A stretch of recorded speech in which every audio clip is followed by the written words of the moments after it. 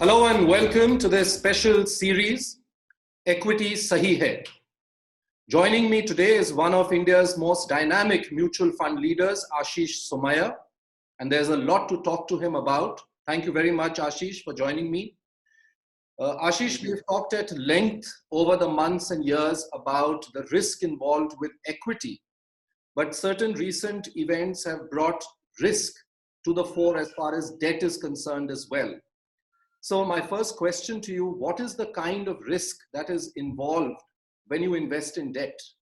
Yeah, I think, clearly one thing to keep in mind is that mutual funds, open-ended mutual funds especially, they inherently run something which is called an asset liability mismatch.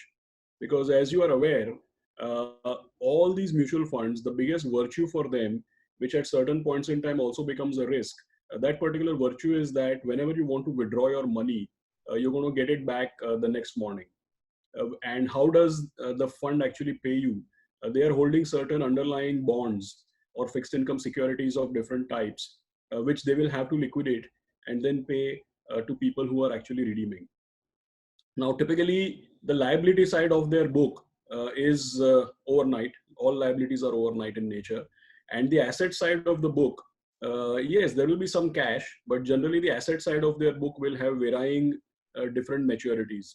Now, in good times, this will result in higher returns for you because your time horizon might be 1 year, but the underlying fund might have maturity of 8 years, 10 years, 6 years, or 5 years.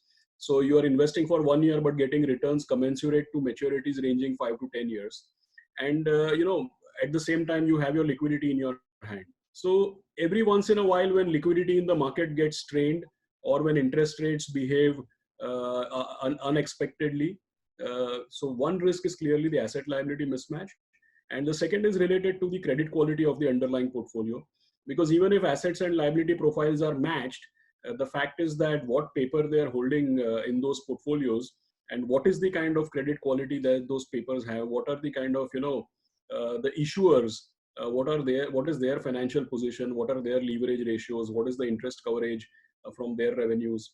I think many such considerations do come up.